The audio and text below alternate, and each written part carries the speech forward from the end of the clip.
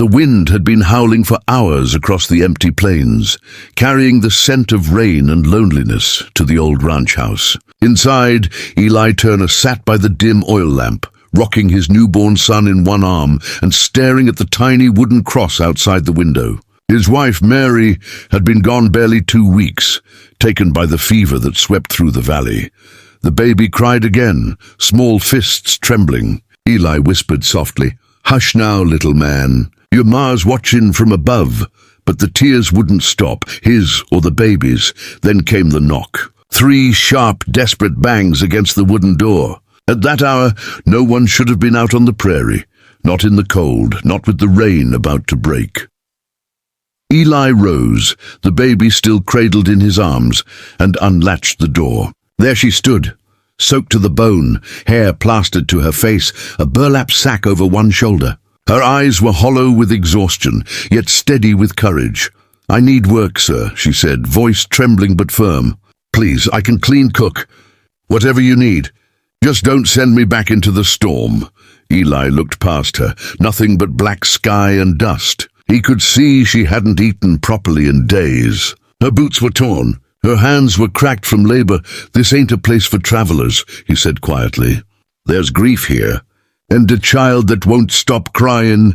She looked at the baby in his arms, her expression softening. "Then let me help," she whispered. "I know how to quiet them." Eli hesitated, but something in her eyes, some faint reflection of the gentleness he'd lost, made him step aside. "All right," he said. "Come in." She crossed the threshold, dripping water onto the wooden floor. The baby's wailing slowed the moment she looked at him, as though her presence alone brought calm. Eli noticed it too. "What's your name?" he asked. "Clara," she said simply, and as thunder cracked across the plains, the rancher realized that maybe, just maybe, Providence had knocked on his door that night. Morning came golden and gentle after 2 long nights of rain. The ranch no longer looked like a tomb. Sunlight poured through the windows, touching the wooden beams, glinting on the copper pans Clara had scrubbed clean. The smell of cornbread drifted through the house, and for the first time since Mary's death, Eli heard something he hadn't heard in weeks. Laughter, soft, bubbling, the kind a baby makes when he feels safe. Clara stood by the cradle, gently rocking it, humming an old hymn in Portuguese that Eli couldn't understand, but felt in his bones. Her sleeves were rolled up, her hair tied back, face glowing in the morning light. She looked nothing like the shivering stranger who'd knocked on his door. She looked like she belonged there. Eli leaned against the doorway, arms crossed, eyes soft. "You've got away with him," he said quietly. Clara smiled, still looking down at the baby. "Children know hearts better than grown men," she said. "He can feel yours is kind, even if you don't show it much." Eli's throat tightened. "Kindness don't raise cattle or pay debts," he muttered. Clara turned, her gaze steady but gentle. "No, but it raises souls, senor." The words hung between them like sunlight through dust. Warm, quiet, true.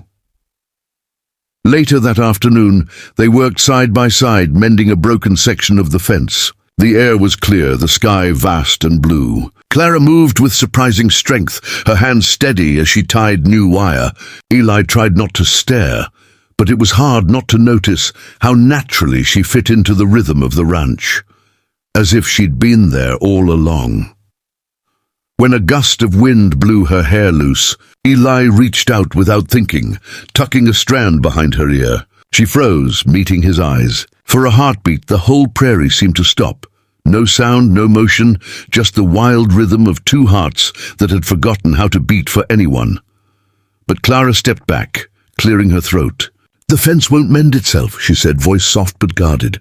Eli nodded, looking away. "No, it won't."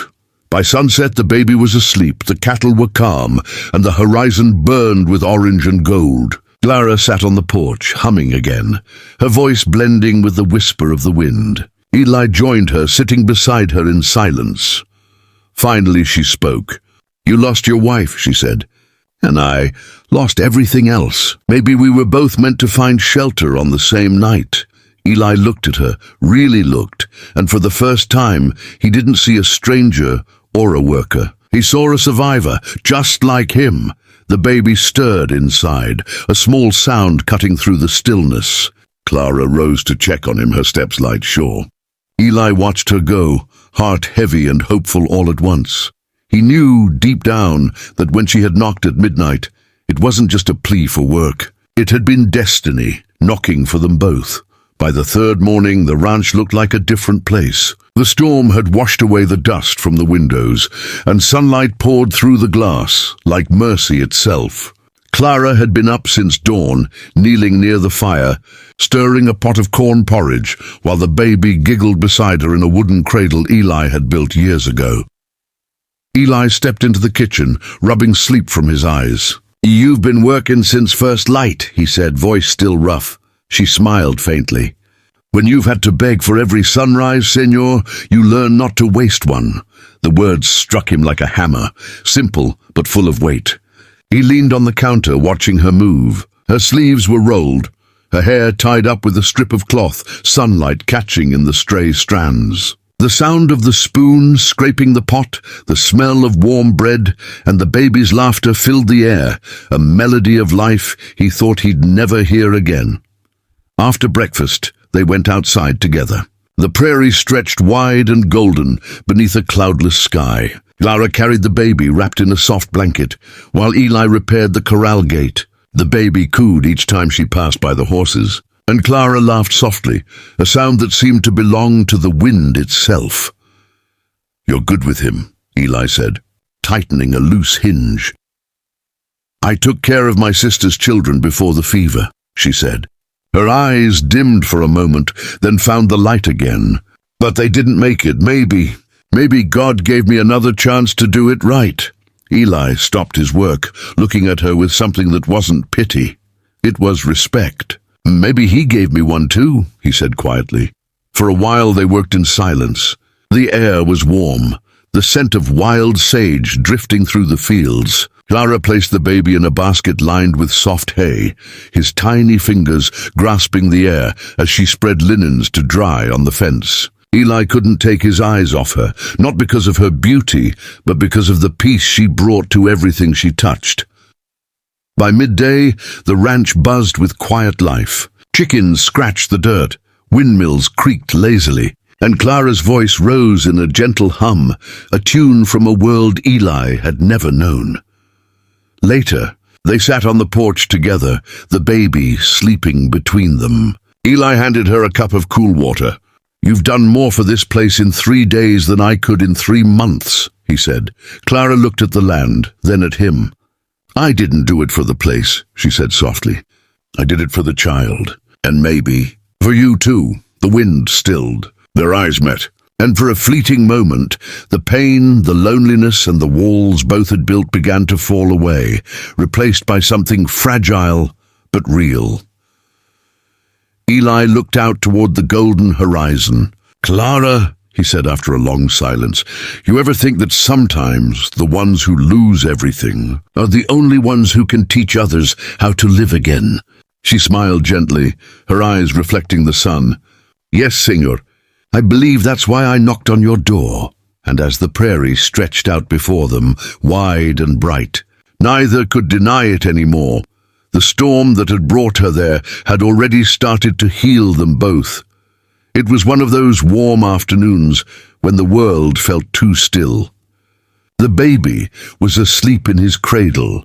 Clara was hanging freshly washed linens on the fence, and Eli was fixing the wagon wheel under the shade of the barn. The sun was high, turning the prairie into a golden sea. Everything seemed at peace, until the sound of hooves shattered it. 3 riders approached from the ridge, dust rising behind them like a warning. Eli straightened, wiping sweat from his brow. He recognized one of them instantly, Tom Garrison, his late wife's cousin, and a man who had always resented him for inheriting the land.